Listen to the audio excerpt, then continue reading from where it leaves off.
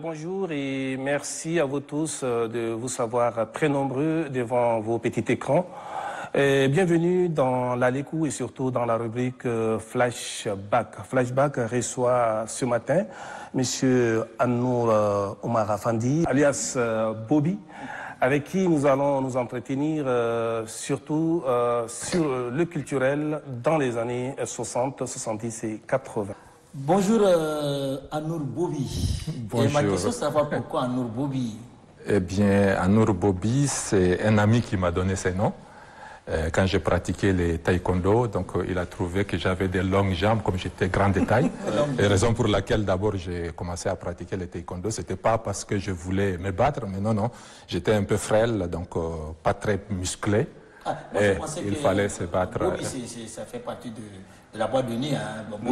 Non, ça c'est venu plus tard.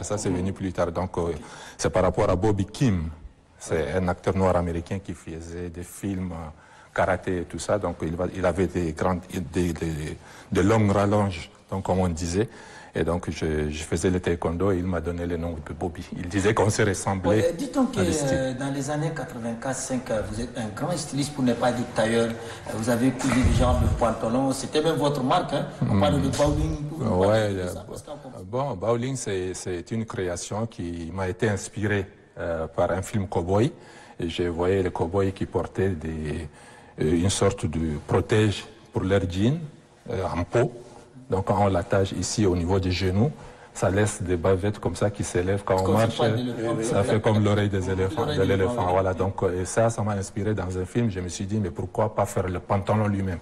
Et je l'ai fait et puis ça a marché. Ça faisait un succès chez les jeunes et puis c'était toute une génération qui l'a adopté et c'est parti. À l'époque, ça se coud avec des tissus. Du tissu Marcani et un tissu local de la société tchadienne des textiles, de STT. Voilà, donc on avait utilisé ce tissu-là finalement pour beaucoup de choses. On faisait des ensembles sahariens avec, on faisait d'autres styles avec, on faisait beaucoup de choses. Et puis à la version légère, on faisait aussi des kaptani qu'on appelait arankolé, qui étaient teints en bleu. Donc ça faisait également une certaine fierté tchadienne à l'époque. Dites-nous, c'était en quelle année exactement et vous étiez entre-temps dans quel quartier?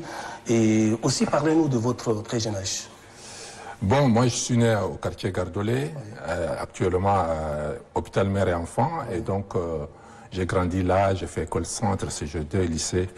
Donc, et finalement, cette période, en fait, bon, ma jeunesse, c'est toute cette période-là.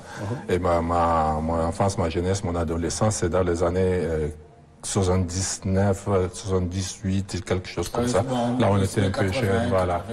Et entre-temps, quelle était votre plus grande occupation, surtout vous les jeunes de différents quartiers de France? Bon, nous, on avait beaucoup de diverses activités en fait, c'est-à-dire on était dans le football, pour certains, tous les quartiers le font.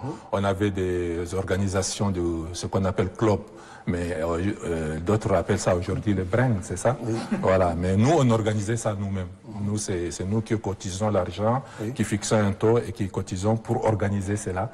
Et on invite les filles, on associe les filles et on organise une fête et c'est pour le quartier et puis après ça devient interquartier. On invite les gens d'autres quartiers qu'on appelle le club amis et finalement on élargit les champs de relations.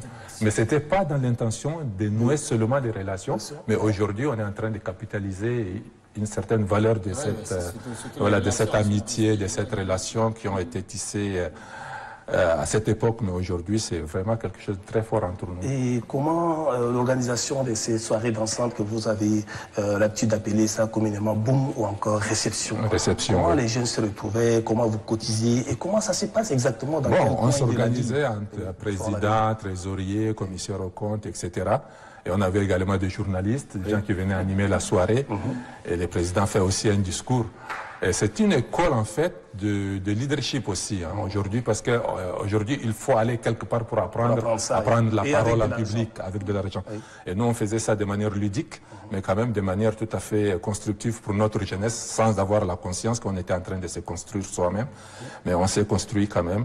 Et donc cette organisation, on fixe un taux, on cotise, on donne à quelqu'un qui est un bon économe, qui nous garde l'argent. Oui. Et après, on vient, on fait un plan de ce qu'on veut faire, quel genre de soirée on veut, et où est-ce qu'on veut, comment on veut organiser. Et à partir de ça, on choisit le lieu et on fixe une date, on se fait sortir les billets d'invitation, on achète les friandises, les sucreries, les consommations, tout ce qu'il faut pour que la fête soit belle. Et finalement, le jour J, tout le monde arrive, les invités arrivent.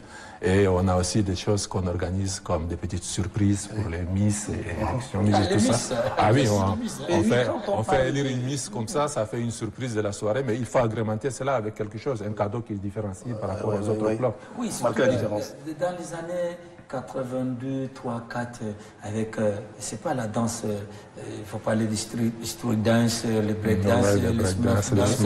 Certainement, il y a eu un peu dans la ville de N'Djamena, organiser des concours de danse. Avez-vous pris part à un concours de danse? Quand on parle de soirée dansante, il y a forcément musique dedans. Alors, quel genre musical vous avez l'habitude de jouer ou encore de danser? Bon, nous, on écoute la musique qu'on écoutait à la maison est différente de celle avec laquelle on danse. Oui. Parce que nous, à la maison, on écoute toutes les formes de musique qui ne sont pas forcément des musiques d'ambiance où on pourrait danser.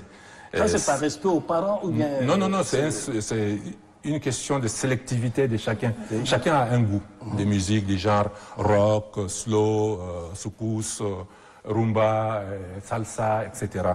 Vous allez trouver quelqu'un qui est carrément reggae. Oui. Voilà, il y a un autre qui est carrément rock, mais quand même il écoute les autres genres musicaux. Bon, maintenant quand on se retrouve dans une soirée, eh bien la tendance du moment, on choisit dans chaque musique, dans chaque genre, on a des musiques dansantes. Mais la musique qui fait danser plus, c'était le disco, le funk, les soukous, les rumba, les salsa, etc. Donc on avait des groupes comme les Malavoie, les Expérience 7, les Aiglons. Les concours de danse sont organisés en fait par d'autres personnes. Oui. Ça peut être une boîte de nuit, ça peut être une entreprise qui veut juste faire sa publicité. Elle organise, elle met des prix et puis nous on vient, on danse. Et on ne danse pas en tant que groupe tout seul. Oui. Il y a les N'Djamena City Blacker, il y a beaucoup de groupes qui étaient du Clémat, des Djambalba, voilà. 2-3 éléments. Voilà. Donc non, carrément le groupe qui vient et qui fait face. C'est qu'aujourd'hui ils appellent ça les battles. Comme on voit chez les Américains. Là on appelle ça les battles. Mais nous à l'époque c'était une compétition, un défi de groupe par groupe. Oui. Donc c'est ça, voilà. J'ai quelques photos. Celle-là, vous voyez, vous êtes en survêtement. Il y a un monsieur avec, c'est pas un bandeau sur la tête. C'est dans la boîte de nuit de Le Mambo à l'époque. Le Mambo, après c'est devenu Oxygène. Et puis après c'est devenu. Et celle-là, là c'est vous-même, vous voyez, avec des cheveux là. Ouais, ça j'étais en train de faire du moonwalk. Ouais, c'est du moonwalk, donc sur la musique de, je crois que c'était d'être Michael Jackson, Thriller, quelque chose comme ça. Et celle-là, vous êtes accompagné d'une demoiselle là, et là on a fait du salsa. Mais j'ai un pantalon que j'ai cousu qui était également dans la tendance de bowling. Et là, je l'ai appelé Zezer. Zezer. Ouais, parce que c'est plié par le bas, c'est rattaché par le bas. Bon, là, ici, bon, là, j'ai une autre encore photo, là, celle-là qui m'a aussi beaucoup marqué. Là, je la cherche, oui, cette photo-là. Mais parlons ici. Ici, de relations entre les jeunes, cette fraternité qui dure jusqu'aujourd'hui, ou encore cette amitié sincère. Comment est-elle partie? Qu'est-ce qui est à la base de tout ça? Bon, on avait l'esprit du quartier. Ça, c'est presque partout dans le monde, il y avait ça. Il y a ça aujourd'hui, un peu partout. Mais nous, on avait ça de manière très... On est fiers de notre quartier. C'est pourquoi on organisait des équipes de football pour jouer contre les autres. Et ça faisait des relations intenses entre les jeunes de N'Djamena, de Fort-Lamy à l'époque, devenu N'Djamena par la suite. Parce qu'on peut quitter, par exemple, le Djambalbar, Bololo, aller jouer avec les gens de Farcha, aller jouer avec ceux du Moussa, les inviter. Et ça faisait un brassage. Et ça ne vient pas, ça dépend de nous. Si on organise, on peut prendre un grand du quartier qui peut être notre conseiller. Et il essaie de nous aider dans l'organisation avec les conseils et tout ça. Et finalement, nous, on va... Oui, réfléchir. Tu posais la question par rapport à l'amitié. Voilà, il y a une photo où ils sont... Je ne sais pas si vous pouvez me citer nommément qui sont ceux-là, de gauche à droite. Oui. Il y a ça, c'est Abdelkader Abo, Daga. Il y a c'est Djibrine Chita. Ça, c'est moi. Ici, ça c'est Ali Atouga, Ibrahim Béchir. Ça, c'est un ami que j'ai perdu de vue, ça fait longtemps, j'ai même presque oublié les noms. Et ça, c'est Abdoulaye Tosh. Tosh, Saramastagara. Voilà, parlez-nous un peu de la musique qui accompagne Anour Omar, alias Bobby, tout le temps, chaque jour, matin, midi, soir. Non, bon, j'ai pas une seule préférence. Moi, j'écoute tout, mais je peux écouter du salsa du matin au soir, ça ne m'ennuie pas. Et je peux écouter du reggae, ça ne m'ennuie pas.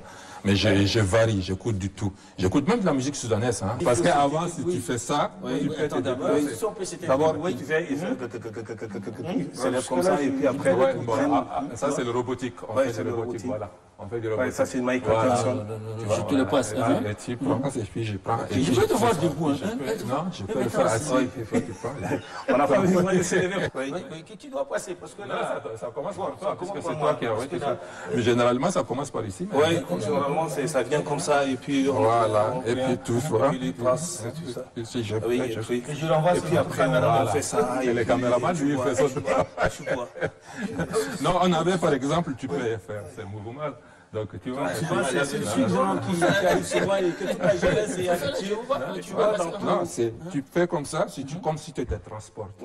Tu te déplaces et puis, faisant les mouvements. Tu vois, ouais, ben voilà, là, tu appuies, tu appuies, tu vas.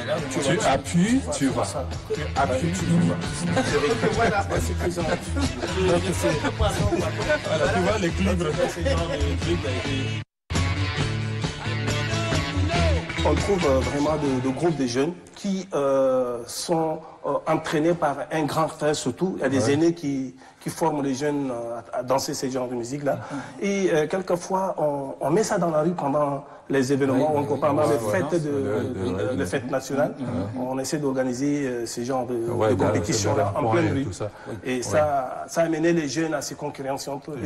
Vous êtes devant la caméra de la télé-tat, bien sûr, de l'émission Lalekou. La rubrique, c'est Flashback. Qu'est-ce que vous avez voulu bien le dire et que vous n'avez pas pu le dire en quelques secondes? Si on a un message ou quelque chose à dire à quelqu'un, c'est à la jeunesse qu'on parle. La jeunesse tchadienne, moi je dirais qu'elle a beaucoup de défis devant elle. C'est à elle d'être consciente de sa responsabilité dans le futur, mais que ça ne peut passer que par l'école, par la connaissance. Le défi du monde du futur, c'est la connaissance. Et donc, elle doit apprendre, mais bien apprendre. Faire un effort supplémentaire, quitte à sacrifier un certain temps, un certain moment ou des choses importantes, mais pour gagner au moins ce qu'il faut pour faire face aux défis de demain. Parce que le défi de demain, c'est la connaissance et il faut absolument qu'elle soit bien préparée. Voilà, mesdames, mesdemoiselles, messieurs, chers téléspectateurs, merci de votre fidélité pour l'émission Lalekou et surtout pour la rubrique Flashback. Tout le plaisir est pour nous, pour toute l'équipe, de vous retrouver, Inch'Allah, le vendredi prochain avec un autre numéro.